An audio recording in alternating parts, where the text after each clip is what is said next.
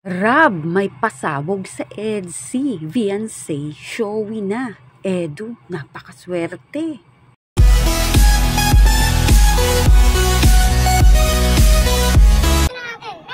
Onti lang.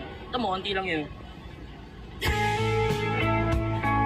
Kumusta po mga kalingap? Muling nagbabalik ang inyong lingkod mini vlog naghahatid ng update tungkol sa mga kalingap. Kung bago ka pa lang sa aking channel, mag-subscribe na at huwag kalimutang mag-like para lagi kayong updated sa aking mga videos.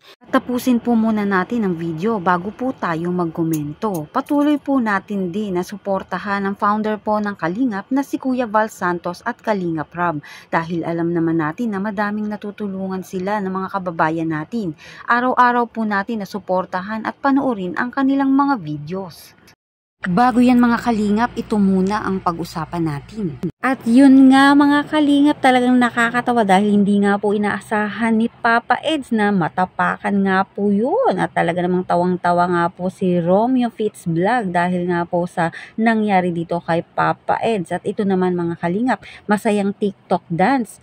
Kasama nga po ang Edsy at ang Kalingap Boys. Panoorin po natin mga kalingap.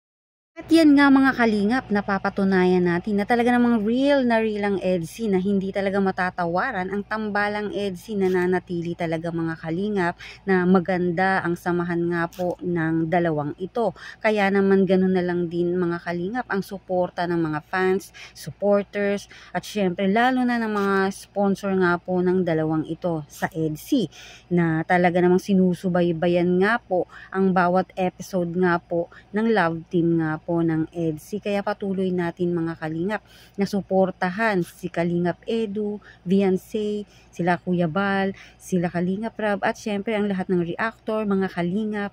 Kaya wag po tayong manawa na patuloy nating suportahan at samahan nga po ang bawat vlog ng EDSI dahil nakikita naman natin ang magandang samahan ng dalawang ito ay patuloy nga pong namamayagpag. Dumako naman tayo dito mga kalingap. Kalingap Rab, may pasabog sa EDSI. Viansay, showy na. At Edu, napakaswerte. At yan ang aalamin natin. Tamo, onti lang yun. At yan nga mga kalingap, Viansay, di na nga nahihiya. Kumpara naman dati, alam naman natin na una ay talaga namang hindi mo halos mapagsalita itong si Viansay gaya ng kwento nga po ni Papa Eds na isang tanong, isang sagot ay doon lang yan sasalita. Kaya naman ngayon, halos 1 year na silang mahigit ay malaki na rin syempre mga kalingap ang pagbabago nga po nito ni Viansay na ipapakita na nga po ni Viansay ang kanya nga pong nararamdaman dito nga kay Papa Eds. Kumbaga si Papa Eds ay siya na nga talaga ngayon ang nahihiya, nagbabaligtad na nga tayo mga kalingap.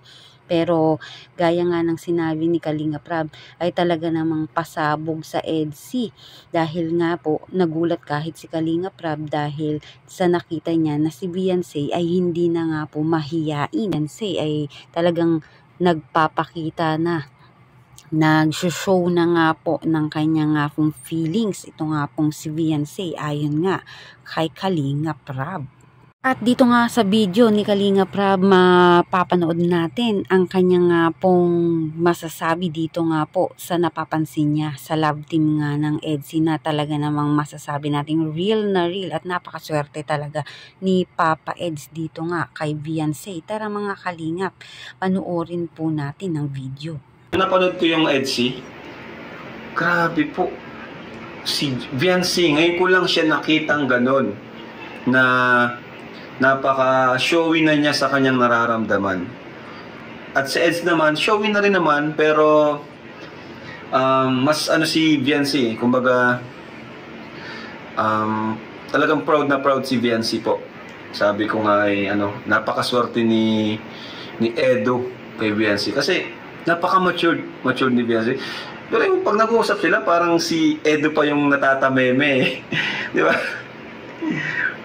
Kasi ang babaeng dapat makatuloy ni Eds is yung maiintindihan si Edo. Kasi iba po ang ugali ni Eds, iba ang ugali ni Eds po. Talagang dapat mong intindihin, dapat matured ka na babae. At yun nga, si Biancy yun, napaka-matured ni Biancy po. At mabait, saka maunawain. Dapat maunawain ka kay Eds. Kasi si Eds, tahimik yan eh. So, dapat maunawain ka dyan. Di yan mag-ano si Eds, yung parang magpapabebe sa'yo na magtatampo-tampo na magsasabi. Dapat mararamdaman mo na yun.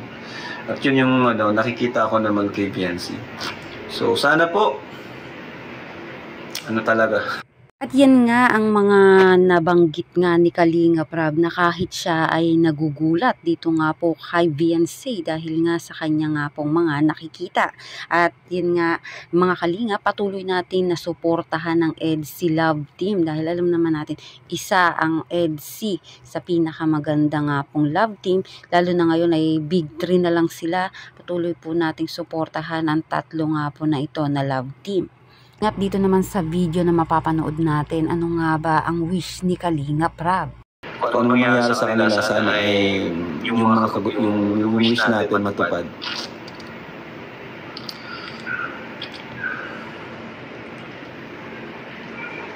Sa mga Mikris naman po dito, sabi ko nga po, Mikris, Jomcar, Eds, tatlo na lang tayo. Huwag na tayo mag-away-away po. Kung may supporters dyan na kunwari, pinagsasabong, huwag po kayo maniwala, hindi po yung tunay na supporter. Yung mga pinagsasabong po, huwag po pong patulan, hindi po yung tunay na supporter. Ang ginagawa niyang pagsabungin talaga yung mga supporters, yung ginagawa. Strategy nila yan para masira po ang Kalinga, para magkaway-away po tayo. Kasi alam po yung mga supporters ng Jomcar, supporters din ng EDSI, at supporters din sila ng Mikris. Yan ang alam ko dyan. So yung mga nagyayabang na kunwari, ganito kami, mas malakas. Hindi po totoo yun, hindi yan tunay na supporter. Kasi for me, pantay-pantay lang po sila. Ayan.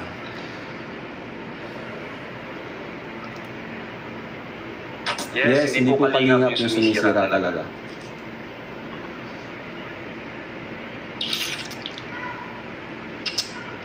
So, Diros daw, ang dami. Si Dara, ayaw niyo po. Ayaw niyo po ba ng daddy? Daddy. Kuya Rap, totoo bang nangyari kang Kuya Brooks nila po sila Jacqueline? Ay, hindi po. Hindi po totoo yun. Hindi po pwede maging reactor yung mga bashers ng Kalinga. Diba? Hindi ko nga po pinapanood. Hindi ko nga pinapanood yun na ano ko lang kay Kuya Bal. Minsan minabanggit na sa live niya. Pero hindi ko pinapanood yung mga negative, mga ng Kalingap. Hindi ko pinapanood. Onti lang. Tamo, onti lang yun.